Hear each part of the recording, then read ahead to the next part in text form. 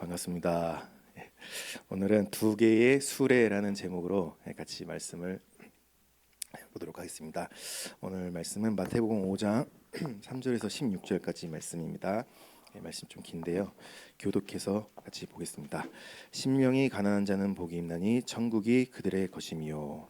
애통하는 자는 복이 있나니 그들이 위로를 받을 것이미요. 온유한 자는 복이 있나니 그들이 땅을 기업으로 받을 것이미요.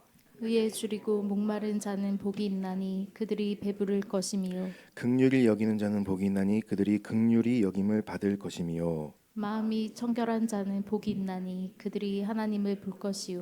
화평하게 하는 자는 복이 있나니 그들이 하나님의 아들이라 일컬음을 받을 것이며 의를 위하여 박해를 받은 자는 복이 있나니 천국이 그들의 것임이라. 나로 말미암아 너희를 욕하고 박해하고 거짓으로 너희를 거슬러 모든 악한 말을 할 때에는 너희에게 복이 있나니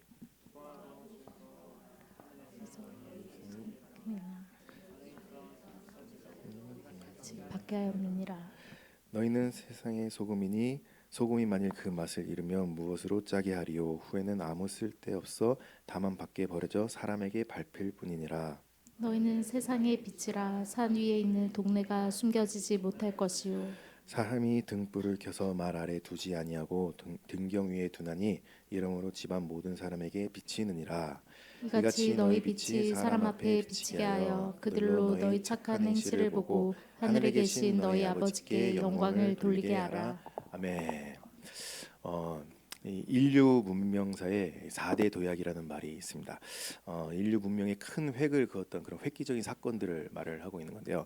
물론 학자마다 그 견해가 다르긴 한데 우선 첫 번째 도약으로는 불과 도구를 발견하게 된 계기라고 그렇게 말을 해요. 그때를 기점으로 인류의 문명이 크게 바뀌게 됐기 때문에 그런 겁니다. 그리고 그 다음 도약으로는 농업혁명이었다고 합니다.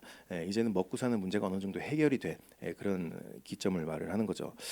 그리고 세 번째 도약으로는 18세기부터 시작된 산업혁명이었다고 합니다.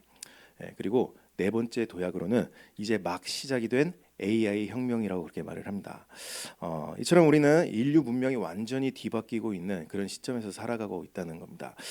그래서 매우 긍정적인 사람들은 이 시대에 사는 우리가 참 축복받은 사람들이다 이런 말을 합니다. 왜냐하면 서로 다른 두 개의 문명을 모두 경험해 볼 수 있는 그런 시대를 살고 있기 때문에 그렇다는 거예요. 하지만 일각에서는 우려의 목소리들도 많이 들리고 있습니다. 이런 문명의 변화 속에서 누군가는 도태될 수밖에 없기 때문에 그런 거죠. 이것과 관련해서 얼마 전에 그 휴머노이드라는 게 나왔습니다. 이제는 그 AI가 몸을 갖게 된 거였어요. 그리고 그 몸은 지치질 않죠. 말도 잘 듣고 굉장히 충성스럽습니다. 그래서 많은 사람들의 일자리를 이제는 그 로봇가 대체할 것이다. 자, 이런 우려의 목소리가 들리고 있다는 겁니다. 그래서 실제로 한 대기업에서는 이 휴머노이드를 생산 라인에 투입을 한다고 했을 때 노동자들의 큰 반감이 있었었죠. 그런데 그때 이 대통령이 했던 말이 저는 참 인상적이었습니다. 밀려오는 거대한 수레는 피할 수가 없다라는 거였죠. 이 개미들이 가는 길에 큰 수레가 오고 있을 때, 이 개미들이 자신들이 가는 그 길을 지키려고 아무리 힘을 합한다 한들 그 수레를 막을 수도 없고 또 피할 수도 없는 것처럼, 이 문명의 변화 같은 그런 시대적인 흐름 속에서 어떤 사람들은 그걸 피해 보려고도 하겠지만 그 거대한 수레를 피할 수가 없다는 거죠. 그래서 그런 시대를 피하려고 하는 것이 아니라 받아들이고 대비하자는 그런 의미였던 거잖아요. 실제로 과거에 이 말과 마차가 교통의 핵심 수단일 때에는 이 마차 산업이 전 세계에서 가장 큰 산업 중에 하나였습니다. 그런데 자동차가 나오자마자 그 마차 산업은 갑자기 사라져 버렸죠. 또 과거에는 집집마다 필름 카메라가 한 대씩은 다 있었습니다. 그래서 그 필름 산업도 무시를 할 수가 없었어요. 그런데 디카가 상용화되고 나서부터는 그 필름 산업 자체가 사라져 버렸죠. 요즘에는 그 코닥이라는 필름 회사가 필름 회사라는 인식보다는 의류 회사라는 인식이 더 강하다고 그렇게 말을 하잖아요. 이것처럼 문명의 변화 속에서 누군가는 그걸 피해 보려고 하기도 하고 또 막아 보려고 하기도 하겠지만 그런 저항은 무의미한 일이 될 수밖에 없을 겁니다. 왜냐하면 거대한 수레이기 때문에 그렇다는 거예요. 그런데 저는 이 이야기를 들으면서 떠오르게 됐던 또 다른 수레가 있었습니다. 그게 뭐였을까요? 바로 하나님의 나라라는 수레였어요. 예수님을 통해서 시작된 하나님의 나라, 세상의 문명과 문화는 어떻게든 그 나라를 막아보려고도 노력을 했었지만 그 나라를 막을 수가 없었죠. 저는 지금 기독교인의 숫자가 단순히 늘어난 그런 걸 보면서 말을 하는 게 아닙니다. 오히려 숫자가 늘어날 때 기독교는 많은 타락을 했었거든요.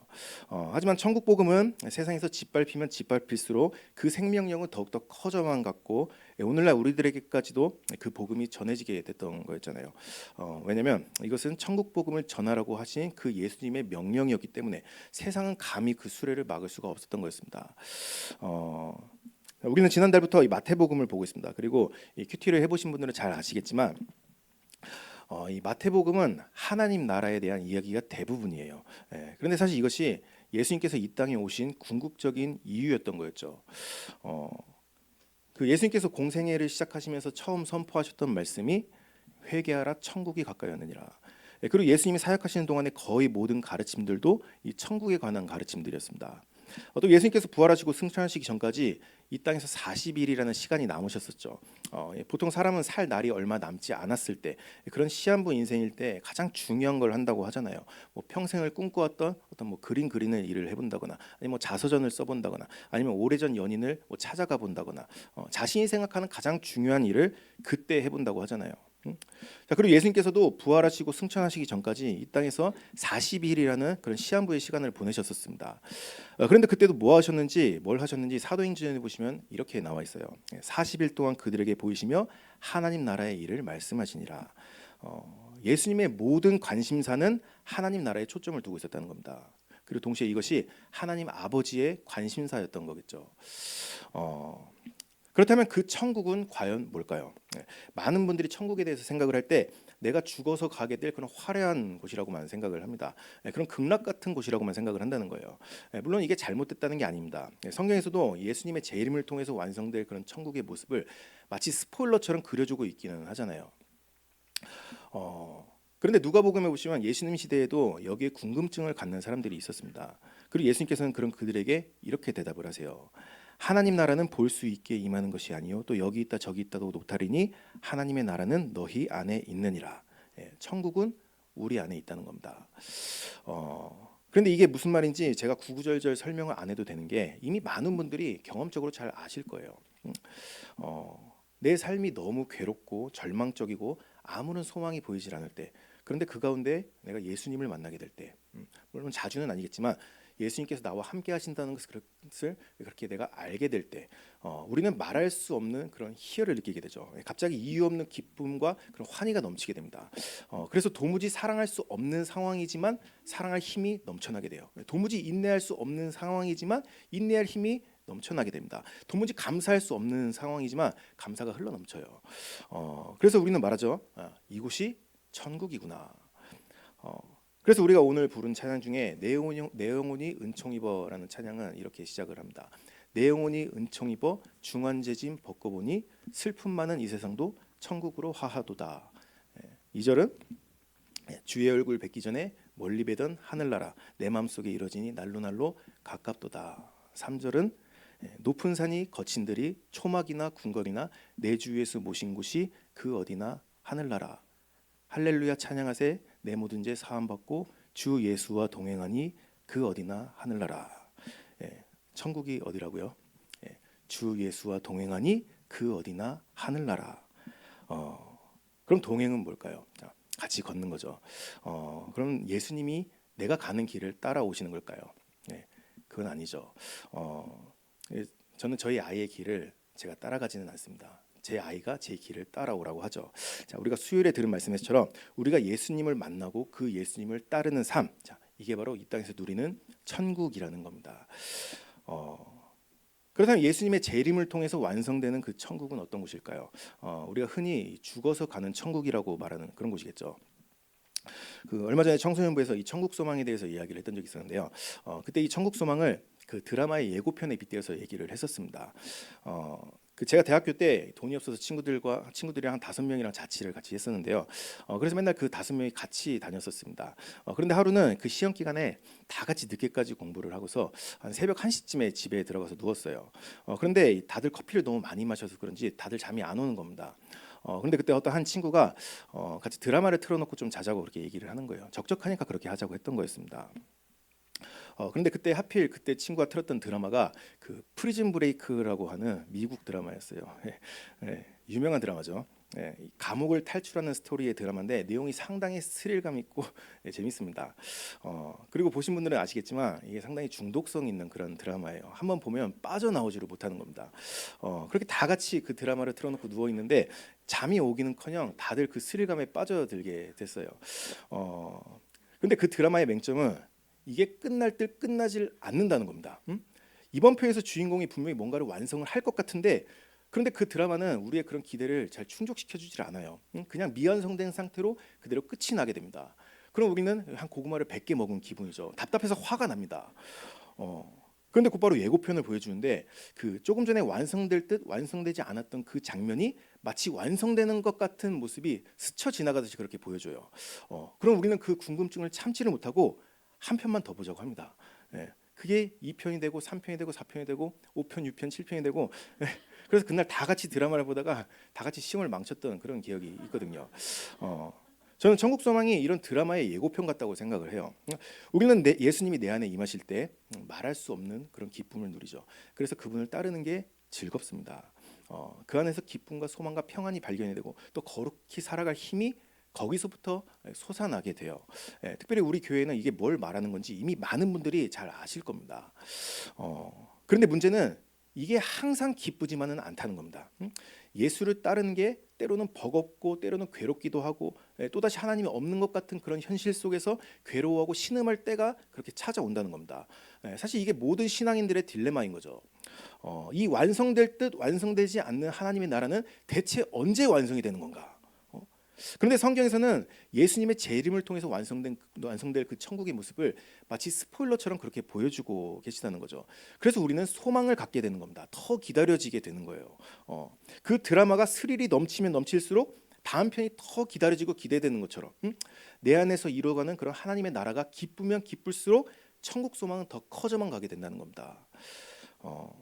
하지만 그렇기 때문에 내가 예수를 따르는데 관심도 없으면서 그저 죽어서 가는 천국만을 기다리고 있다면 그런데 실제로 그런 기독교인들이 많죠. 이 땅에서의 삶은 내 뜻대로 살아가고 죽어서는 천국에 가려고 교회를 다닙니다. 그런데 이게 말이 안 되는 이야기라는 거예요. 본편이 없는데 예고편만 있을 수가 없죠. 본편이 재미가 없는데 예고편이 기다려질 리가 없는 거잖아요.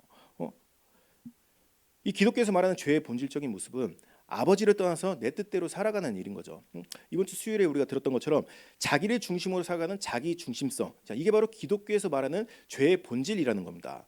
그래서 이 땅에서의 그런 자기 중심성으로 자기 왕국을 건설하며 사는 것을 보면서 불신앙이라고 하는 거잖아요. 그런데 이 땅에서도 자신의 왕국을 그렇게 살다가 단지 평생 교회를 다녔다는 이유로 죽어서도 그런 나를 만족시켜줄 그런 나를 위한 왕국이 예비되어 있을 것이라고 생각을 한다면 이게 바로 불신앙의 또 다른 모습이라는 겁니다. 본편이 없이는 예고편도 없다는 거죠.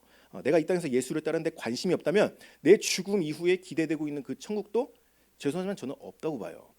그게 있다 한들 그게 천국일까요? 이 땅에서 예수를 따르는 그 삶의 연장선인데 영원한 연장선인데 그 천국이 즐거울 리가 없겠죠. 중요한 건 본편에 먼저 관심을 갖자는 겁니다. 그렇다면 이제부터 본격적인 주제로 내 안에 그 천국은 어떻게 시작이 되는 걸까요? 오늘 첫 번째 주제로 천국은 낮은 곳에서부터 시작된다는 말씀으로 오늘 말씀을 시작해 보겠습니다. 우리가 마태복음을 구조적으로 볼 때 마태복음의 전체적인 내용은 이 천국 복음에 대해서 이야기를 하고 있습니다. 그리고 마태복음 5장에서 7장까지 이어지는 산상수훈은 그 중에서도 이 천국 복음의 진수를 담고 있는 예수님의 가르침인 거죠. 그리고 우리가 오늘 읽었던 팔복은 이 산상수훈의 시작을 알림과 동시에 천국 복음의 프롤로그격이라고도 볼 수가 있을 겁니다. 그래서 여러분들이 이 팔복을 신학적으로 정리해 놓은 그런 자료들을 보면 이 팔복은 단순히 8가지 복받는 비결에 대해서 말을 하고 있는 것이 아니라 천국 백성이 어떤 사람들인지 또 어떤 모습으로 이 땅을 살아가는 사람들인지 이걸 프롤로그처럼 보여주고 계시다는 거예요. 그리고 특별히 이 마틴 로이드 존스의 산상수훈 강해를 보시면 이 팔복을 2개로 나눴습니다. 앞에 4복과 뒤에 4복으로 나눠놨어요. 그리고 앞에 4복을 보면서 자기 파산 인식의 과정이다라고 표현을 합니다. 내가 파산했다는 걸 깨닫는 과정이라는 거죠. 그 먼저 앞에 4복을 보시면 심령이 가난한 자, 애통한 자, 온유한 자, 의에 줄이고 목마른 자 그들은 복이 있다라고 시작을 하고 있는데 이 사람들이 어떤 사람들인지 네 글자로 요약을 해보면 그냥 불쌍하다일 겁니다. 불쌍한 사람들이에요. 심령이 가난한 자, 이 원어로는 푸토코스라는 헬라어 단어가 사용이 되는데요. 이건 적당히 가난한 상태를 말을 하는 게 아니에요. 완전히 파산한 상태를 말을 하는 겁니다. 아, 우리 집 왜 이렇게 가난해? 이런 가난함, 이런 다른 사람들보다 상대적인 가난함, 그런 가난함이 아니라 나 이제 완전히 끝났구나. 이게 예수님께서 말씀하신 그 가난한 상태라는 겁니다. 한마디로 심령이 파산한 상태를 말한다는 거예요. 또 애통한 자는 복이 있다고 하는데 그 얼마 전에 전쟁의 참상이라고 하는 한 사진을 봤던 적이 있었습니다. 한 어린아이가 포탄을 맞고서 죽어가고 있는데 그 아이의 아버지가 그 아이를 안고서 절규하고 있는 그런 사진이었어요. 물론 쉽게 얘기할 수 있는 그런 부분은 아니겠지만 아마도 이 모습이 애통이라는 단어와 가장 잘 어울리는 그런 모습일 겁니다. 절규하는 것 말고는 할 수 있는 게 아무것도 없는 그런 상태라는 거예요. 또 온유한 자는 복이 있다고 하는데 온유한 자가 그냥 뭐 착한 사람을 말을 하는 걸까요? 잘 참는 사람을 말을 하는 걸까요? 이 성경에서 온유하다는 말이 나오면 우리는 모세를 가장 먼저 떠올려 봐야만 할 겁니다. 왜냐하면 이 땅에서 가장 온유한 자라고 성경이 말하고 있거든요. 그럼 그런 모세의 모습이 어땠는지를 한번 잘 떠올려 보세요. 광야에서 백성들이 하나님을 원망하고 모세를 원망하고 모세를 끌어내리고 모세를 죽이려고 할 때마다 모세는 거기에 맞서 싸우려고 했던 것이 아니라 그냥 그 자리에 엎드렸다고 나옵니다. 그럼 왜 엎드린 거죠? 사실 그것 말고는 할 수 있는 게 아무것도 없었거든요. 80 넘은 노인네가 그런 군중들을 상태로 그런 총체적 난국 속에서 뭘 할 수가 있겠어요. 이게 얼마나 불쌍한 모습이에요. 또 의에 줄이고 목마른 자라고 하는데 여기서도 사용된 이 줄이다, 이 목마르다의 원어는 페이논테스, 딥손테스라는 단어가 사용이 됐습니다. 그런데 이게 상당히 과격한 표현이에요. 바로 아사 직전에 굶주린 상태와 또 사막에서 말라 죽기 직전에 그런 목마른 상태를 말을 하고 있다는 겁니다. 그리고 그것이 의 때문이라는 거죠. 하나님 때문이라는 겁니다. 나도 하나님 뜻대로 좀 살고 싶어요. 그분의 의로움이 이 세상에 가득했으면 좋겠어요. 그런데 현실은 정반대인 겁니다. 도무지 하나님 뜻대로 살 수 없는 그런 나를 보고 도무지 하나님의 의라고는 보이지도 않는 이런 극도의 결핍 상태를 말을 하고 있다는 겁니다. 이처럼 팔복의 앞부분은 하나같이 불쌍한 사람들의 모습을 나타내고 있다는 거예요. 그런데 중요한 건 그들에게 복이 있다라고 말씀을 하신다는 거죠. 이것이 천국 백성에게서 나타나는 아주 중요한 모습이라는 겁니다. 왜냐하면 하나님은 불쌍한 자들의 편이시거든요. 우리가 최근에 새벽에도 들었었죠. 이 먹을 것이 부족했던 고대 생존 사회에서는 누군가를 돕는다는 것은 사치 중의 사치입니다. 오늘날 이 아프리카의 빈곤한 국가들만 보더라도 그런 생존 사회에서는 불쌍한 사람들의 돕기는커녕 그냥 내 배를 채우려고 어떻게든 뺏으려고 하는 게 그게 당연한 사회적인 본능이에요. 그런데 하나님께서는 그런 고대 사회에서부터 불쌍한 사람들을 도우라는 율법을 주셨죠. 그 오늘날에도 많은 기독교인들이 11조를 하고 있는데 11조라는 율법을 주신 이유도 결국 불쌍한 사람들을 돕기 위함이었습니다. 또 율법 중에는 고아나 과부를 해롭게 해서 그들이 괴로운 가운데 하나님께 부르짖으면 그 해롭게 한 자를 하나님께서 죽여버리시겠다, 그렇게 엄포를 놓으시기도 했어요. 하나님은 언제나 불쌍한 자들의 편이셨다는 겁니다. 그리고 이건 예수님도 마찬가지였어요. 예수님은 사역하시던 현장마다 그런 불쌍한 사람들을 항상 눈여겨 보셨었죠. 그리고 이것이 예수님 사역의 원동력이었습니다.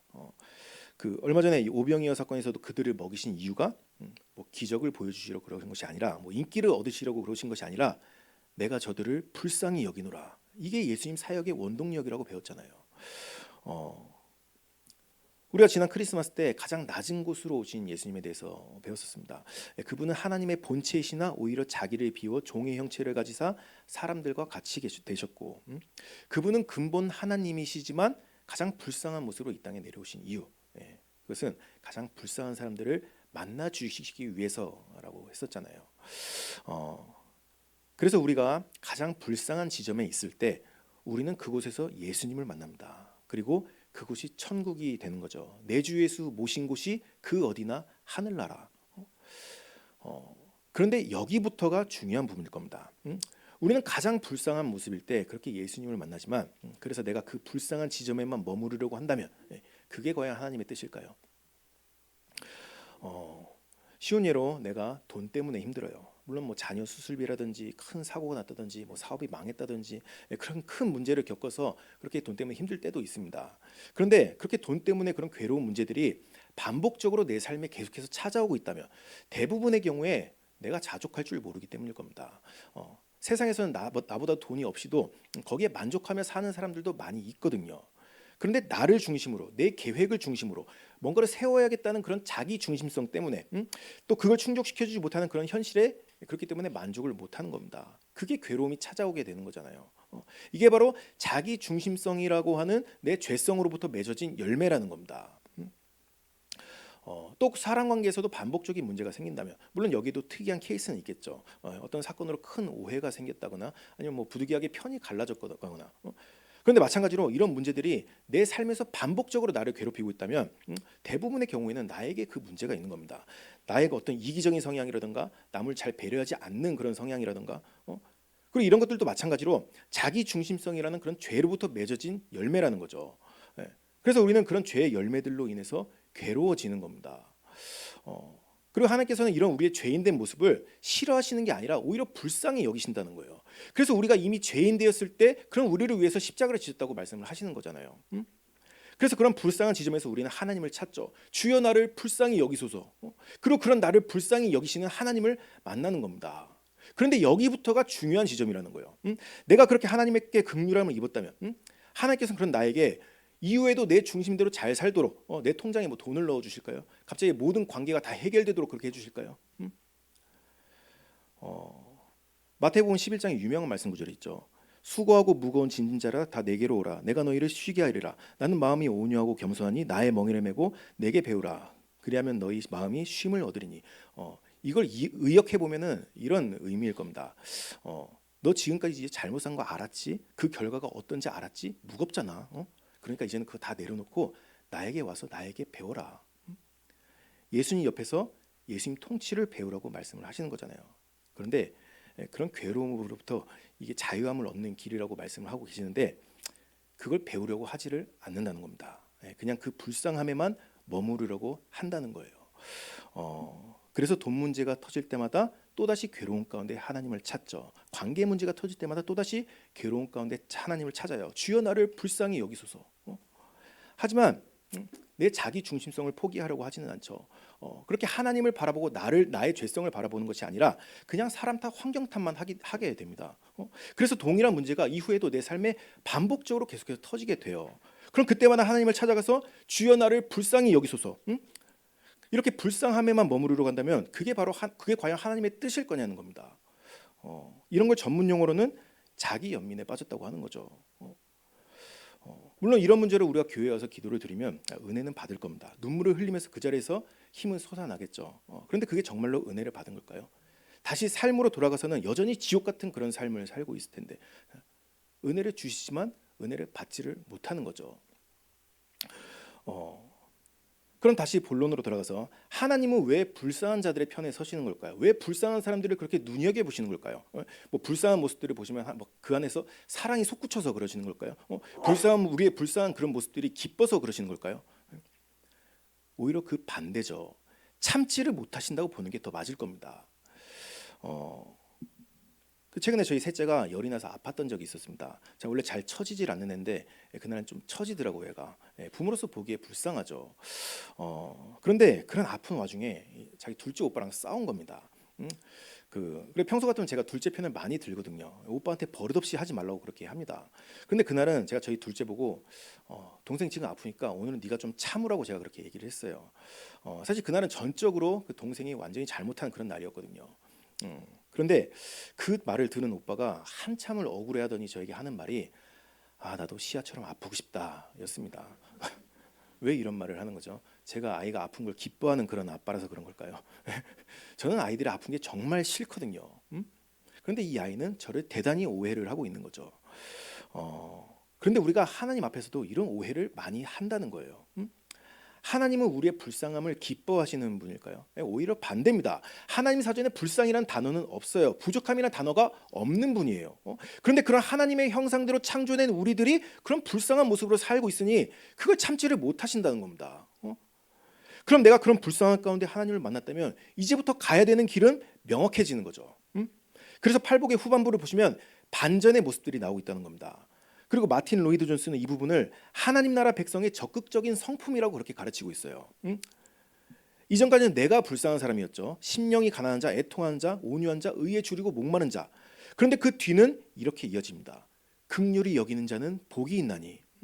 이전까지는 내가 불쌍한 자였지만 이제는 다른 사람의 불쌍함을 보는 자라는 거죠. 또 마음이 청결한 자, 화평하게 하는 자, 모두가 예수님의 모습을 말을 하고 있는 겁니다. 의를 위하여 박해를 받는 자. 예수님께서 왜 박해를 받으셨죠? 의를 위해서 받으셨던 거였잖아요. 그리고 예수님께서 박해를 받으시면서 하신 말씀이 있습니다. 저들을 불쌍히 여기소서. 하물며 천국 백성은 이전까지는 나의 불쌍함을 보던 자였지만 이제는 세상의 불쌍함을 보는 하나님의 시선으로 이 땅을 살아가는 자들이라는 겁니다. 가장 낮은 곳에서 하나님을 만났지만 거기서부터 하나님의 형상을 회복해 가게 된다는 거예요.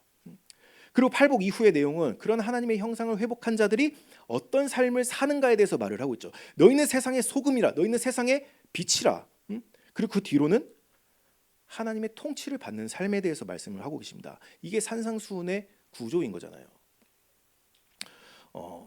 여러분들이 만약에 하나님 나라, 천국에 대해서 공부를 해보신다면 아마도 가장 많이 듣게 되는 단어가 하나님의 통치라는 단어일 겁니다.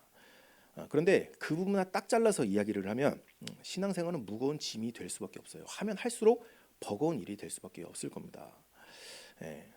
하나님의 통치는 내가 예수를 따를 때 주 예수와 동행하니 그 어디나 하늘나라. 그분의 통치는 내 삶에 자연스럽게 이루어지는 과정이라는 거예요. 우리가 한국에 살면서 한국법을 따르는 게 아주 자연스러운 것처럼. 그리고 그 천국은 나의 그런 가장 불쌍한 지점에서 시작된다는 것을 이것이 천국 문을 여는 열쇠라는 것을 자 우리가 기억할 수 있으면 좋겠습니다. 이제 두 번째 주제로 넘어가서 같이 마태복음 5장 16절 말씀 보겠는데요. 마태복음 5장 16절 말씀 같이 보겠습니다. 시작.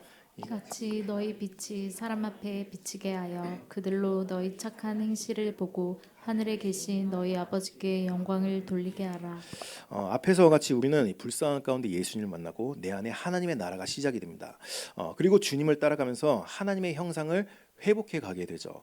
그렇게 하나님의 나라를 내 삶에 그리고 이 땅에 이뤄가게 됩니다. 자, 이런 거 신학적인 용어로는 내면적 하나님 나라로 시작해서 역사적 하나님 나라가 이루어지게 된다는 그렇게 과정이라고 하고 그런 과정이라고 말을 하거든요.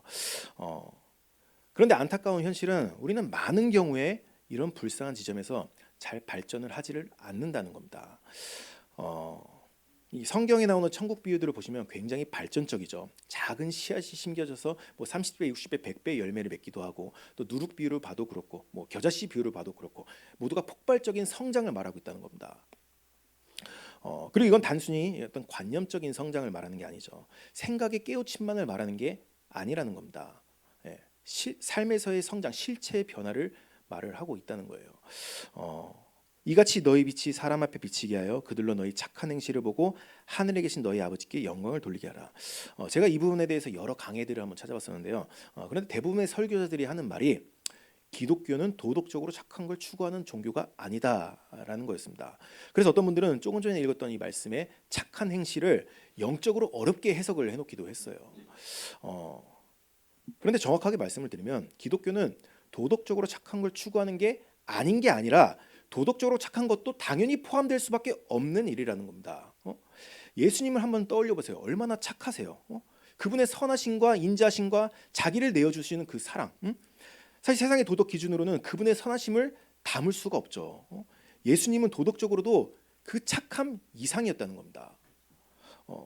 그럼 그분을 닮아가는 성화를 기본 교류로 삼고 있는 기독교는 그분의 착한 성품이 베이스로 깔리는 게 당연한 일이라는 겁니다. 그런데 이건 제가 구구절절 설명을 다 안 해도 이미 거의 모든 기독교인들은 다 알고 있는 사실이고 다 인정하고 있는 사실일 거예요. 왜냐하면 기독교인들의 겉과 속이 다른 이유가 다 이것 때문일 거거든요. 기독교인은 사랑이 많아야 된다. 정직하고 착해야 된다. 그렇게 나를 통해 드러나야 되는 착한 행실의 수준이 굉장히 높은 수준이라는 것을 우리는 알기 때문에 하지만 거기에 비해서 한참을 미치지 못하는 그런 나를 알기 때문에 겉으로 드러나는 나를 꾸며대기 시작하는 거잖아요.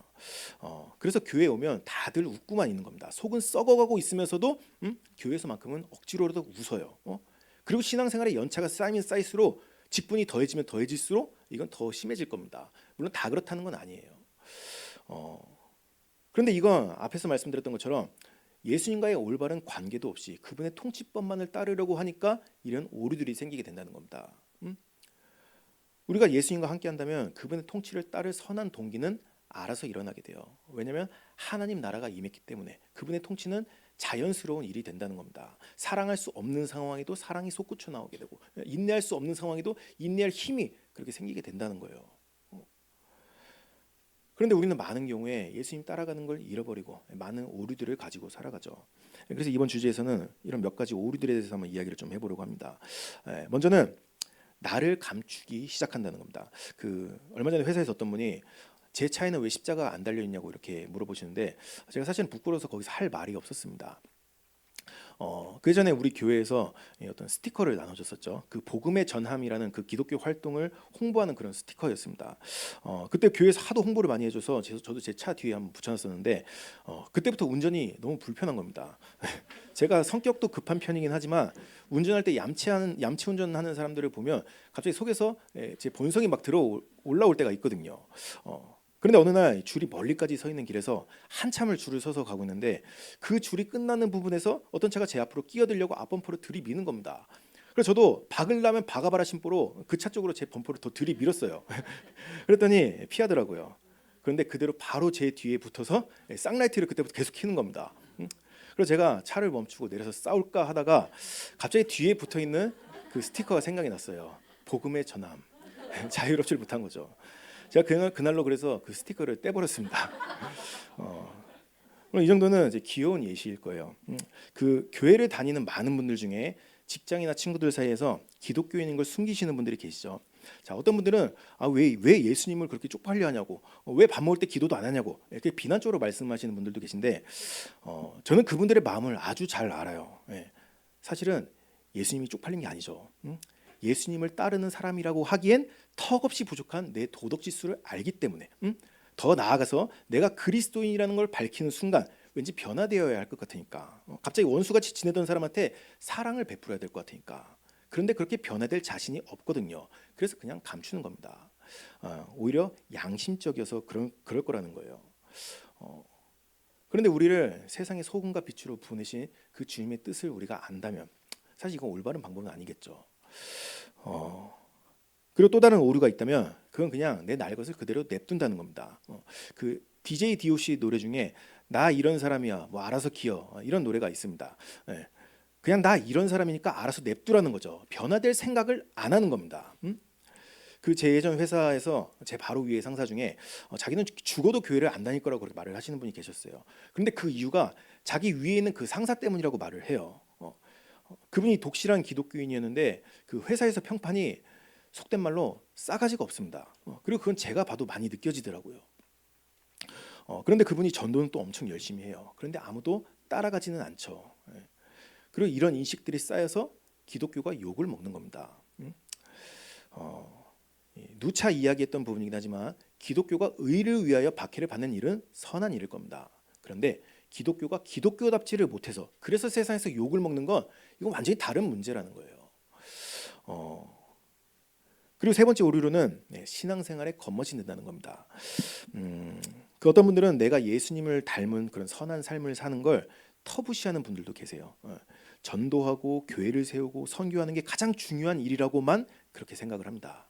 그런데 우리가 잘 생각을 해봐야 되는 게 군인들은 잘 싸우는 게 당연한 최종적 목적이겠죠. 하지만 제식은 기본 중에 기본입니다. 그래서 군대를 가보시면 총을 쏘는 것부터 가르치는 게 아니라 군인이 어떤 사람인지부터 피가 나도록 가르쳐요. 어떻게 걷고 어떻게 밥 먹고 어떻게 자고 어떻게 일어나는지 그런 기본이 안 돼 있으면 아무리 총을 잘 쏘는 사격 선수들을 데려다 놓는다 하더라도 그 부대는 작은 미사일 한 방에도 곧바로 흩어져 버릴 수밖에 없기 때문에 그러는 겁니다. 한마디로 오합지졸이라는 거죠. 그리고 그건 교회도 마찬가지입니다. 내가 그리스도를 따른다고 했을 때 그분의 성품을 닮아가는 건 신앙인의 기본 중에 기본일 겁니다. 그리고 우리는 그 안에서 내가 무엇을 순종해야 되는지를 잘 알아요. 내가 사랑하지 못했던 모습들, 내가 내어주지 못했던 모습들, 내 욕심만 채우려고 했던 모습들, 내가 사치를 부리던 그런 모습들, 이런 그리스도와 어울리지 않는 성품을 볼 때마다 예수님의 가르침을 받고 그분을 닮아가려고 하는 것은 그리스도인으로서 당연한 일이라는 겁니다. 그런데 많은 사람들이 이런 착한 행실들엔 별로 관심이 없어요. 그저 멋진 순종만을 하려고 합니다. 아브라함의 순종을 따라하려고 하고 있고 다윗의 순종을 따라하려고 하고 있고 물론 그분들의 순종을 따라하는 게 잘못됐다는 말씀을 드리는 게 아니에요. 그런데 정작 내가 뭘 순종을 해야 되는지를 들여다보려고 하지를 않는다는 겁니다. 그리고 이런 걸 보면서 죄송하지만 신앙생활에 겉멋만 들었다고 말을 하는 거예요. 애들이 어른 옷 입고 어른 흉내 내는 거 보면서 겉멋 들었다고 그렇게 말을 하는 거잖아요. 그리고 이게 오늘날 우리 교회들의 문제죠. 다들 겉으로는 직분 하나씩 붙잡고 뭔가를 다들 열심히 하기는 하는데 그리고 교회에 와서 환하게 웃는 모습들만 보면 다들 성숙한 신앙인들인 것처럼 보이는데 작은 문제들 앞에서도 서로 틀어지게 되고 내 거 챙기기에 바쁘고 뭐 물론 교회에서는 안 그런 척 할 수도 있을 겁니다. 그런데 가정이나 세상에 나가서는 그 가면을 벗어버리죠. 그러니 기독교가 개독교 소리를 듣는 겁니다. 기독교인이 들어야 되는 말 중에 이런 말이 있다고 하죠. 야, 너는 우리랑 같은 줄 알았더니 알고 보니까 다르더구나. 겉으로는 세상 사람들과 비슷한 그런 삶을 살고 있지만 중요한 순간엔 다른 겁니다. 사랑할 수 없는 상황에 사랑을 하고 인내할 수 없는 상황에 인내를 하고 감사할 수 없는 상황에 감사를 하고 이게 내면이 강화된 그런 신앙인의 모습이라는 거죠. 이처럼 자기 중심성이 가득한 세상에서 내가 예수를 따를 때 그분의 선한 모습은 나에게서 그렇게 비춰질 수밖에 없다는 겁니다. 내가 억지로 빛을 비추려고 안 해도 빛이 알아서 비춰질 수밖에 없다는 거예요. 아주 자연스러운 일이라는 겁니다. 왜냐하면 그 나라 백성이기 때문에 그렇다는 거예요. 그런데 오늘날 많은 기독교인들은 이것과는 반대의 이야기를 듣는다고 하죠. 야, 너는 우리랑 다른 줄 알았더니 알고 보니까 너도 똑같구나. 겉으로는 너무 화려해서 예수에 미쳐있는 것 같은 그런 모습을 보니까 나랑은 너무 다르구나. 무섭구나. 그런데 중요한 순간이 되보니까 똑같은 겁니다. 사랑할 수 없는 상황이 되면 똑같이 사랑을 버리고 인내할 수 없는 상황이 되면 똑같이 불평하고 감사할 수 없는 상황이 되면 똑같이 원망하고 너도 우리랑 똑같은 사람이구나. 그러면서 교회에 와서는 예수에 미친 척을 하죠. 이게 신앙생활의 겉멋만 들었다고 하는 겁니다. 신앙생활에 수치가 있다면 신앙인의 수치가 있다면 이게 바로 수치라는 거예요. 그러면서 교회에서 멋진 순종을 한 그런 나를 보면서 나는 순종 잘한다고 나는 충성되다고 그런데 만약에 그렇게 하는 게 맞는 거라면 예수님께서 이 땅에 오셨을 때 바리새인들에게 가장 큰 상을 주셨어야만 했을 겁니다. 왜냐하면 그들만큼 충성돼 보이는 사람들은 없었거든요. 그런데 예수님 그렇게 하지 않으셨죠. 오히려 독사의 자식들아 이 회칠한 무덤 같은 자들아 그들을 대적으로 삼으셨었습니다. 물론 우리가 그리스도의 성품을 닮아가는 거 어렵죠. 불가능하다고 보이기까지도 할 겁니다. 그리고 그건 저도 마찬가지예요. 오히려 여러분들보다 훨씬 더 못난 부분들이 더 많습니다. 그런데 왜 우리가 여기에는 애통해야 하는 마음이 없냐는 거예요. 불쌍한 자들에게 복이 있다고 말씀을 하셨는데 내 가장 불쌍한 게 왜 보려고 하지를 않냐는 겁니다. 하나님의 눈에 누가 불쌍한 사람이었을까요? 사실 모두가 불쌍한 사람이죠. 모두가 자기를 중심으로 살아가는 다들 그런 불쌍한 사람들입니다. 그런데 바리새인들의 문제는 내가 그런 불쌍한 사람이라는 것을 몰랐다라는 거였어요. 나는 11조도 하고 있고 금식도 하고 있고 기도도 하고 있고 저런 흉악한 죄도 안 짓고 있고 그래서 자기가 불쌍한 자라는 걸 몰랐죠. 하지만 기도하던 세리는 다른 건 몰랐어도 내가 불쌍한 자라는 것만큼은 알았습니다. 그래서 이 한마디밖에 할 수가 없었죠. 주여 나를 불쌍히 여기소서. 그러니 불쌍히 여기시는 주님을 만나는 겁니다. 하나님 나라는 여기부터 시작이 된다고 말씀을 드렸잖아요. 이제 마지막 주제로 넘어가겠습니다. 마태복음 13장 10절에서 13절까지 말씀 먼저 보겠습니다. 같이 보겠습니다. 시작. 제자들이 예수께 나와 이르되 어찌하여 그들에게 비유로 말씀하시나이까. 대답하여 이르시되 천국의 비밀을 아는 것이 너희에게는 허락되었으나 그들에게는 아니 되었나니 무릇 있는 자는 받아 넉넉하게 되되 없는 자는 그 있는 것도 빼앗기리라. 그러므로 내가 그들에게 비유로 말하는 것은 그들이 보아도 보지 못하며 들어도 듣지 못하며 깨닫지 못함이니라. 그리고 그 바로 뒤에 히브리서 말씀도 나왔는데 히브리서 말씀도 11장 말씀 보겠습니다. 시작. 믿음은 바라는 것들의 실상이요 보이지 않는 것들의 증거니 선진들이 이로써 증거를 얻었느니라.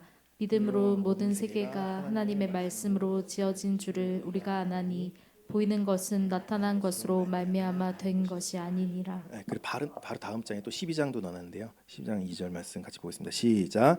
믿음의 주요 또 온전하게 하시는 이 예수를 바라보자. 그는 그 앞에 있는 기쁨을 위하여 십자가를 참으사 부끄러움을 개의치 아니하시더니 하나님 보좌 우편에 앉으셨느니라. 우리는 지난주에 큐티로 마태복음 천국 비유장을 들었었습니다. 그런데 예수님께서는 이 천국 비유장을 말씀하시면서 이것은 비밀이라고 그렇게 말씀을 하셨죠. 그럼 이게 왜 비밀인 걸까요? 해석이 난해해서 그런 걸까요? 이단들은 이런 비유들에다가 뭐 이상한 논리들을 갖다가 접목시켜서 마치 수학 공식 풀듯이 이걸 풀어낸다고 그렇게 말을 하는데 들어보면 다 헛소리죠. 이게 비밀인 이유는 이해를 못해서가 아니라 감춰졌기 때문인 겁니다. 보이지 않기 때문에 그렇다는 거예요. 그래서 보이질 않으니까 이단들이 하는 그런 헛소리에도 넘어가고 하는 겁니다. 그럼 이 비밀은 과연 뭘까요? 그 얼마 전에 큐티책에 실체와 관념에 대한 이야기가 나왔었는데요. 여러분들 지갑에 10만 원이 있다고 한번 생각을 해보세요. 그건 실체일까요? 아니면 관념일까요? 당연히 실체일 겁니다. 눈에 보이는 것이기 때문에 실체라고 말을 할 수가 있을 거예요. 그런데 요즘엔 그 돈을 실물로 잘 들고 다니질 않죠. 그 저희 회사에 보면 아주 큰 냉장고만한 그런 금고가 하나가 있습니다. 저는 궁금해서 그게 뭐냐고 물어봤더니 과거에는 사람들 월급을 그 금고에서 꺼내서 줬대요. 그런데 지금은 그 안에 뭐가 들어있는지 아무도 그걸 모릅니다. 왜냐하면 비밀번호를 아는 사람이 아무도 없거든요. 왜냐하면 쓸 일이 없어서 그런 거예요. 십수년째 그냥 그대로 방치되고 있기 때문에 그런 겁니다. 왜냐면 이제는 열심히 일한 대가를 그런 돈 봉투로 받는 게 아니라 그냥 통장의 데이터로 그냥 숫자로 그렇게 찍히기 때문에 그러는 겁니다. 그 요즘에 돈을 실물로 들고 다니시는 분들은 잘 안 계시잖아요. 그럼에도 그 돈은 실체일까요? 그럼 아닐까요? 그럼에도 그 돈은 여전히 실체겠죠. 이 비트코인 같은 가상화폐는 실물이 아닙니다. 말 그대로 가상화폐예요. 그런데 그 가상화폐를 보면서 실체가 아니라고 할 사람이 있을까요? 여러분들 가상화폐 계좌에 비트코인이 100개가 갑자기 막 들어왔다고 생각을 해보세요. 그 요즘 가격이 많이 떨어졌다고는 해도 100개면 100억입니다. 그걸 생각해 보면서 우리가 실체가 아니라고 할 사람이 있을까요? 생각만 해도 행복할 거잖아요. 마찬가지로 실체라는 거죠. 왜냐하면 그 돈으로 내 삶이 달라질 수 있기 때문에 그런 겁니다. 우리 가족이 그 돈으로 밥을 먹을 수 있고 내 자녀가 그 돈으로 학원을 다니고 대학을 갈 수가 있고 내가 그 돈으로 행복해질 수가 있기 때문에 반대로 그 돈이 없을 때 내가 불행해지기 때문에 그 돈은 눈에 보이진 않지만 여전히 강력한 실체로 내 삶에 그렇게 작용을 합니다. 그리고 실제로 세상은 그 돈에 의해서 움직인다는 걸 온 세상 사람들이 다 알죠. 그 돈 때문에 문명이 개발이 되고 그 문명이 바뀌게 되고 그 AI 시대가 왔다고 하는데 기업들은 왜 AI를 쓰는 거죠? 그게 돈이 되니까 쓰는 겁니다. 인건비를 아낄 수 있고 생산성을 높일 수도 있고. 그럼 노동자들은 왜 그걸 막아서죠? 내 돈줄이 끊기니까 그걸 막아서는 겁니다. 그리고 AI를 개발하는 회사들도 서로가 더 많은 돈을 벌어오려고 그렇게 끊임없이 개발을 하는 거예요. AI 냉장고, AI 청소기, 뭐 AI 식기세척기, AI 자동차, AI 로봇, 뭐 이게 휴머노이드죠. 바로 이 돈이 세상의 실체들을 움직이는 실체들의 실체인 거죠. 세상에서의 왕 중에 그런 왕이라는 겁니다. 이게 세상 사람들이 바라보는 거대한 수레라는 거예요. 그리고 그 수레를 세상의 모든 실체들은 막을 수가 없죠. 실체 중에 실체이니까 그러는 겁니다. 그럼 그런 그들이 바라보는 하나님의 나라는 과연 뭘까요? 그저 관념이죠. 그냥 머릿속에 존재하는 것들입니다. 물론 때로는 내 마음속에 위로가 되기도 하고 또 때로는 나에게 기쁨과 행복감을 가져다 주기도 하지만 여전히 관념인 거죠. 그게 실체로 움직인다고 생각을 잘 하지를 않아요. 그렇기 때문에 돈이라는 실체 앞에 그 관념은 무참하게 짓밟히는 겁니다. 가족이라는 실체 앞에, 인간관계라는 실체 앞에 그 관념은 무참히 짓밟힐 수밖에 없는 거예요. 이처럼 세상이라는 거대한 수레 앞에서 천국 복음은 그저 무참히 짓밟히는 개미와도 같은 것들이라는 겁니다. 그럼 천국 백성들은 이걸 어떤 시선으로 바라볼까요? 천국 백성들은 하나님 나라라는 거대한 수레를 바라보죠. 그리고 그 수레 앞에서 오히려 세상이라는 수레는 관념이 되는 겁니다. 세상에서는 돈이 나를 지켜줄 거라고 생각을 해요. 그래서 어떻게든 돈을 벌 궁리만 합니다. 돈을 쌓아둘 궁리만 합니다. 돈을 잃어버리지 않을 궁리만을 합니다. 그렇게 돈을 쫓고 돈에 쫓기며 살아갈 수밖에 없어요. 그런데 하나님 나라 백성의 눈에는 돈은 하나님이 필요에 따라 채우시는 겁니다. 그러니 돈에 묶여 살 필요가 없는 거죠. 관념이라는 거죠, 이게.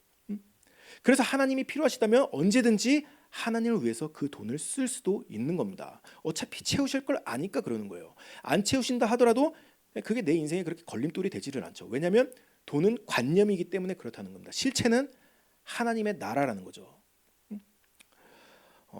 또 세상은 좋은 인맥들이 나를 안전하게 지켜줄 거라고 그렇게 생각을 합니다. 그래서 나에게 득이 될 만한 사람들과 또 해가 될 만한 사람들을 가릅니다. 그리고 나에게 득이 될 만한 사람들에게는 사랑을 주죠. 반대로 해가 될 만한 사람들은 배척을 해요. 그런데 하나님 나라 백성은 그 영혼을 보는 거죠. 그 영혼의 아픔을 봅니다. 그래서 나에게 해가 되는 사람이라 하더라도 그를 사랑으로 품어줄 수가 있는 겁니다. 왜냐하면 눈에 보이는 인간관계는 관념이기 때문에 그렇다는 거예요. 실체는 마찬가지로 하나님 나라라는 거죠.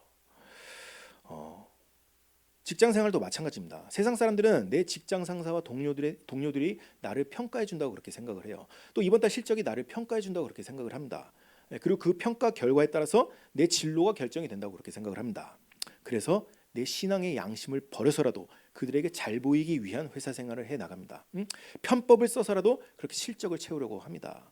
왜냐하면 그들에게는 그 회사 사람들의 눈과 또 눈에 보이는 실적이 실체이기 때문에 그런다는 거예요. 그런데 하나님 나라 백성들은 하나님이 나를 그곳에 보내셨다는 것을 믿죠. 아니면 그곳으로 나를 부르셨다는 것을 믿습니다. 그래서 회사 생활을 주님께 하듯이 최선을 다해서 할 수가 있는 거예요. 평가가 잘 안 나와도 거기에 만족하고 감사할 수가 있는 겁니다.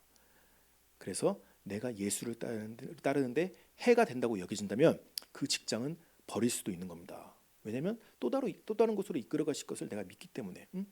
이렇게 할 수 있는 이유도 하나님의 나라가 실체이기 때문에 그 앞에서 직장은 그저 관념인 거죠. 그런데 세상의 수레를 바라보고 있는 사람들은 이게 보일까요? 보이질 않죠. 그래서 이해를 할래야 할 수가 없는 겁니다. 저들은 왜 저렇게 사는 건가? 왜 저렇게 미련하게 사는 건가? 하나님 나라라는 수레가 보이지 않기 때문에 그러는 겁니다. 그래서 비밀이라는 거예요. 감춰졌다는 겁니다. 아무리 가르쳐줘도 이거를 알 수가 없어요. 그리고 성경은 분명히 말하고 있죠. 믿음은 바라는 것들의 실상이요 보이지 않는 것들의 증거이니.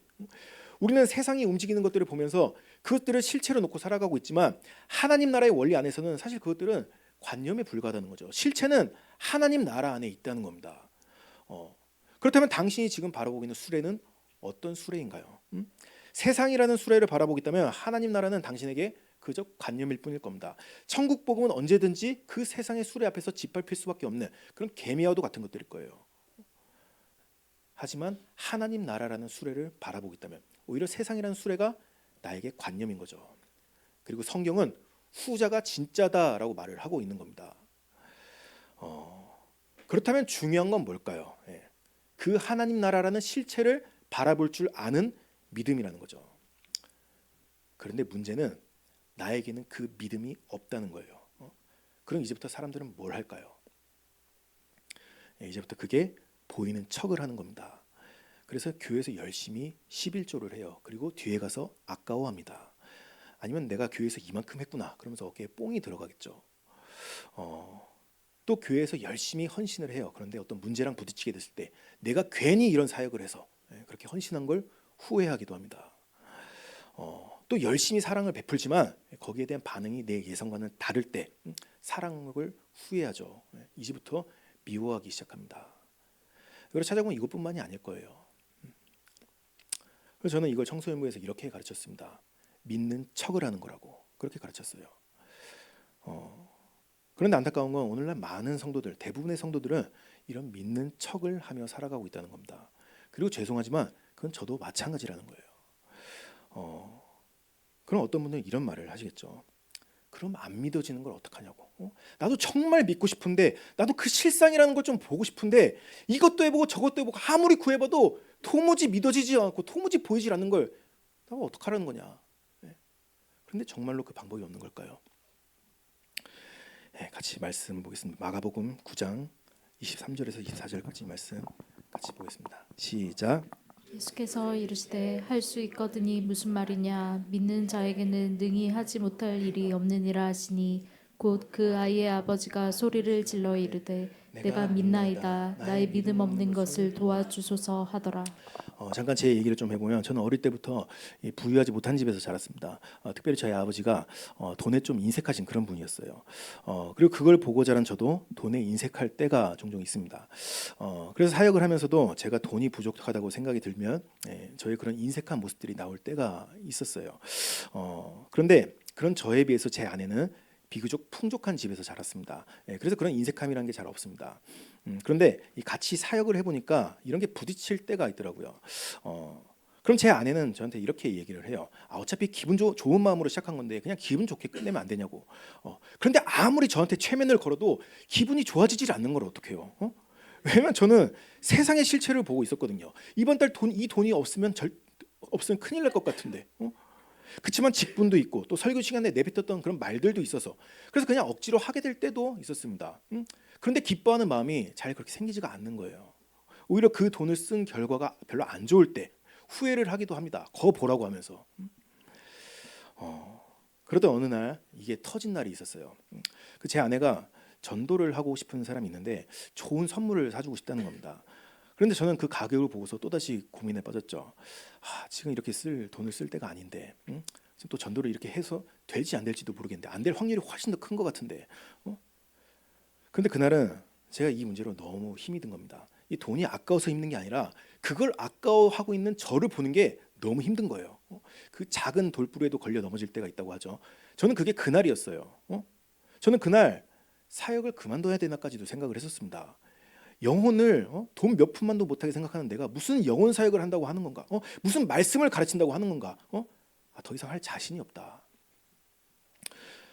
그런데 이전까지는 제가 이럴 때마다 제가 기도를 어떻게 했었냐면 하나님 제가 믿음이 부족합니다. 믿음을 주세요. 하나님 제가 기쁨이 부족합니다. 저한테 기쁨을 주세요. 하나님 제가 능력이 부족합니다. 저한테 능력을 주세요. 물론 이런 기도가 잘못됐다고 말씀드리는 건 아니에요. 우리가 하나님께 드리는 기도는 다 유익하죠. 그런데 우리가 이렇게만 기도를 한다면 이 부분에서 기도가 잘 뚫리지를 않아요. 그건 여러분들도 잘 아실 거잖아요. 왜냐하면 예수님께서 말씀하신 가난한 상태는 내가 열심히 기도하면 될 것 같은 그런 상태를 말하는 게 아니거든요. 그런데 그날은 제 처지를 봤더니 그냥 너무 답이 없는 겁니다. 이런 문제로 사역을 그만두기도 뭐하고 계속하기도 제 자신이 너무 부끄럽고 이런 걸로 사역을 하니마니까지 고민하고 있고 나는 부르심에 합당한 사람이 아니구나. 이런 게 무슨 영혼 사역을 한다고 했고 말씀 사역을 한다고 하겠고 그때 제가 혼자 타에 타고 있었는데 그냥 그런 처절한 모습으로 그냥 엎드렸습니다. 그것 말고는 할 수 있는 게 아무것도 없어서 그런 거였거든요. 그래서 하나님께 나 같은 놈을 대체 왜 쓰시는 거냐고 아무리 노력하고 구해도 나한테 그런 선한 마음이 안 생기는 거 어떡하냐고 이런 나를 좀 붙잡아 달라고 그렇게 기도를 드렸었어요. 그런데 그때 제가 알게 된 게 예수님은 거기에 계시더라고요. 가장 낮은 곳에 거기서 저를 그렇게 기다리고 계시더라고요.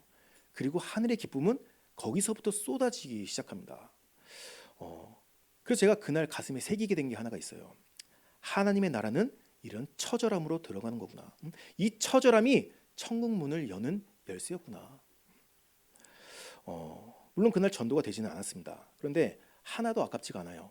아까울 필요가 없죠. 어차피 하나님 거 하나님께서 쓰신 거니까. 저는 그냥 중간에 쓰임 받았다는 것 자체가 기쁜 겁니다. 그래서 그 영혼을 위해서 더 기도를 하게 돼요. 이게 우리 안에 임하는 하나님의 나라인 거잖아요. 우리가 조금 전에 읽었던 말씀은 귀신 들린 아이의 아버지 그 이야기죠. 이 아버지는 할 수 있거든 내 아이를 좀 고쳐달라고 그렇게 간청을 드립니다. 예수님께. 그랬더니 예수님께서는 그 아버지의 믿음 없음을 지적하셨어요. 할 수 있거든이 무슨 말이냐. 믿는 자에게는 능치 못할 일이 없느니라. 그랬더니 이 아버지의 대답이 재밌어요. 처음에는 내가 믿습니다 이야기를 합니다. 그런데 본인도 이게 믿는 척이라는 걸 알았나 봐요. 곧바로 말을 바꾸죠. 이 믿음 없는 나를 도와주소서. 그런데 이게 얼마나 처절한 모습인지 아시겠어요? 믿음으로 다 된다는 거 알죠? 그런데 아무리 발버둥 쳐도 그 믿음이 안 생기는 걸 어떻게 해요? 아무리 발버둥 쳐도 하나님 나라가 안 보이는 걸 어떻게 해요? 그래서 처절한 겁니다. 이런 믿음 없는 나를 도와주소서. 그런데 예수님 앞에서는 이게 정답이었다는 거예요. 왜냐하면 불쌍하잖아요. 그리고 이게 예수님께서 그 안에 찾아가신 통로라는 겁니다. 올해 우리 교회 표어가 있죠. 말씀 위에 세워지고 기도로 강건해지는 교회. 그럼 대체 뭘 구하면서 우리는 기도를 하는 걸까요? 뭐 가정의 평안일까요? 교회의 평안일까요? 뭐 나라의 평안일까요? 뭐 지구의 평안일까요? 물론 이런 기도 제목들은 다 소중합니다. 하지만 우리가 가장 중요하게 구해야 되는 것이 있다면 그것은 예수께서 그토록 이루고자 하신 하나님 나라. 그런데 이걸 모르시는 분들이 계실까요? 우리는 매주 주기도문으로도 이걸 외우죠. 나라가 임하시오며 뜻이 하늘에서 이룬 것 같이 땅에서도 이루어지니라. 그렇다면 여러분들은 어떤 수레를 바라보고 계신가요? 하나님 나라가 보이시는 분들이라면 그대로 가시면 됩니다. 그런데 그게 보이질 않는다면 그 자리에 주저앉으시는 것이 아니라 말씀을 듣고 말씀을 보시라는 겁니다. 내가 가야 할 길을 분명하게 가르쳐 주실 거라는 거예요. 그런데 문제는 그 가고 싶은 마음이 생기질 않는다는 거예요. 여전히 그 나라가 보이질 않는다는 거예요. 그런데 여기서부터 중요한 기점이라는 겁니다. 왜 신앙생활이 버거우신 거죠? 왜 신앙생활에 기쁨이 없으신 거죠? 왜 내가 손해를 보는 것 같은 거죠? 그 수레가 보이지 않기 때문에 그런 겁니다. 그런데 보이는 척을 하니까 그게 그렇게 힘든 거예요. 여기서 우리가 해야 될 것은 그렇게 믿음이 있는 척을 하는 것이 아니라 믿음 없음을 가지고 기도를 하시라는 겁니다. 사역을 하는데 기쁨이 안 생기시나요? 그걸 가지고 기도를 하시라는 거예요. 헌금을 하는데 돈이 아까우신가요? 그걸 가지고 기도를 하시라는 거예요. 교회를 나오는데 가족들과 친구들의 눈치가 보여서 교회를 나오기가 싫으신가요? 그걸 가지고 기도를 하시라는 거예요.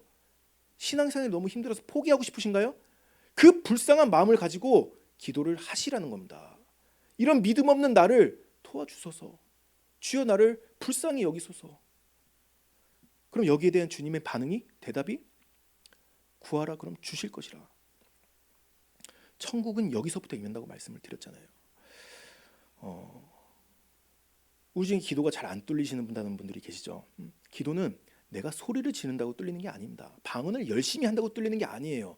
기도 시간을 늘린다고 뚫리는 게 아니에요. 기도는 내가 가장 낮아질 때, 가장 처절할 때, 기도는 그때 뚫리는 겁니다. 얼마 전에 예수님께서 물 위를 걸으신 사건을 우리가 큐티로 봤었죠. 그리고 베드로에게 오라고 하시는 예수님 말씀에 베드로가 물 위를 잠깐 걸은 그런 사건이기도 합니다. 그런데 가다가 바람이 불고 믿음이 약해져서 결국 물에 빠졌죠. 그리고 예수님께 주여 나를 구원하소서. 그리고 예수님은 그런 베드로들을 건져주시고 그를 책망하십니다. 으이그 이 믿음이 적은 자여 왜 의심하느냐. 그런데 저는 이게 그 제자들에게 정말 중요한 게 뭔지를 그 베드로를 통해서 가르치신 사건이라는 생각이 들었어요. 제자에게 중요한 게 뭐죠? 뭐 사랑인가요? 충성인가요? 물론 다 중요하죠. 그런데 더 중요한 건 우린 또다시 물에 빠진다는 겁니다. 우리도 사실은 잘 보이지는 않지만 믿음으로 뜨문뜨문 한 걸음씩 그렇게 예수님을 따라서 걸어가죠. 그러다 바람이 불고 파도가 쳐요. 그래서 어느 순간 그 믿음이 흔들리고 우리도 바다에 빠질 때가 있다는 겁니다. 그런데 여기서부터 중요한 거죠. 베드로는 수영을 할 줄 알았을까요? 몰랐을까요? 베드로는 어부죠. 그리고 부활하신 예수님을 봤을 때 배에서 뛰어내려서 헤엄을 쳐서 예수님께로 갔던 사람입니다. 그만큼 배로 가는 것보다 자기 수영 실력에 더 자신이 있는 그런 사람이었어요. 그럼 베드로가 물에 빠졌을 때 제일 먼저 뭘 해야 했을까요? 당연히 헤엄을 쳐서 왔던 대로 다시 되돌아가는 거겠죠. 그게 아니라면 예수님께로 더 가까이 헤엄을 쳐서 가는 거였겠죠. 그런데 베드로는 다른 걸 했다고 나오질 않아요. 주여 나를 구원하소서. 다른 말로는 주님 나를 불쌍히 여기소서. 예수님 말씀하시죠. 이 믿음이 부족한 자요. 그런데 이게 책망으로만 들리시나요? 그렇게만 들리신다면 어쩔 수 없죠. 그런데 예수님께서는 그런 베드로를 훗날에 온 교회의 수장으로 반석으로 세우십니다. 끝으로 오늘 말씀 들으시면서 마음이 불편하신 분들이 계실지도 몰라요. 저를 욕하실 분들이 계실지도 모릅니다. 그럼 너는 잘하냐? 뭐 이렇게 하실 수도 그렇게 하시진 않겠죠. 그런데 제가 겸손한 척하려고 그런 말씀을 드리는 게 아니라 저는 여러분들이 생각하는 것 이상으로 믿음이 많이 약합니다. 이게 저의 솔직한 고백이에요. 이 직분이라도 아니었으면 저는 벌써 하나님을 떠났을 수도 있는 그런 사람입니다. 그만큼 저도 약한 부분들 때문에 많이 넘어져요. 그래서 저는 마음이 힘들 때가 많이 있습니다. 내가 이런 사역을 하는 게 과연 맞는 걸까? 그런데 최근에 말씀을 준비하면서 갑자기 예전에 봤던 그 반지의 제왕이라는 영화가 갑자기 생각이 나더라고요. 그 영화는 프로도라고 하는 호빗이 절대 반지를 없애기 위해서 이 모르도르라는 곳에 있는 한 산으로 향하는 그 여정을 담은 영화예요. 그리고 그 프로도를 보필하는 샘이라는 뚱뚱한 호빗도 나오죠. 그런데 그 산으로 가는 길이 너무 험난한 겁니다. 몇 번이고 넘어지고 죽을 고비도 몇 번이고 넘기고, 그래서 포기하기도 하고, 그렇게 프로도와 샘은 완전히 포기하려고 하고 있는데 그 뚱뚱한 샘이 갑자기 정신을 차렸어요. 그리고 프로도에게 말합니다. 저기는 저 산을 보라고. 저기가 우리가 가야 되는 그 산이라고. 그리고 그 산을 본 프로도도 정신을 차리고 다시 그 산을 향해서 갑니다. 저는 이게 교회 공동체가 해야 되는 역할이라고 생각을 해요. 특별히 직분을 맡은 사람들이 성도들에게 가장 본이 되어야 되는 모습이 있다면 믿음이 없으면서도 믿음이 있는 척을 하는 것이 아니라 나도 믿음이 약하지만, 그래서 나도 넘어지고 포기하고 싶을 때 너무 많지만 함께 예수를 바라보자. 믿음의 주여 또 온전하게 하실 이인 예수를 바라보자. 우리는 표대를 향해서 나아가고 있습니다. 그런데 우리가 바라봐야 되는 표대는 저 멀리 있는 다른 어떤 게 아니죠. 우리가 바라봐야 되는 표대는 예수 그리스도. 왜냐하면 그분이 우리의 천국이시기 때문인 겁니다. 주 예수와 동행하니 그 어디나 하늘나라. 네, 오늘 말씀 정리하겠습니다. 오늘도 우리는 믿음의 여정을 걷습니다. 그런데 우리는 또다시 넘어지겠죠. 어느 순간 믿음 없는 그런 나를 보게 되고, 또 세상이라는 수레 앞에서 하나님 나라는 작게만 느껴지고, 내가 이렇게 갖는 게 맞는 건가? 그럴 때가 우리들에게도 또 찾아올 겁니다. 그리고 많은 사람들은 그때부터 믿는 척을 하려고 할 거예요. 보이지 않지만 보이는 척. 그리고 그게 버릇이 되면 바리새인의 길을 갈 수밖에 없습니다. 하지만 우리는 그런 무너진 지점에서 우리 주님을 바라보는 거죠. 베드로가 그렇게 했던 것처럼 이게 바로 제자라는 겁니다. 그런데 여기서부터 중요해요. 많은 사람들이 그저 그런 불쌍한 지점에서만 머무르려고 한다는 겁니다. 그래서 교회를 그저 그렇게 위로받는 곳으로 만들어 가고 있다는 거예요.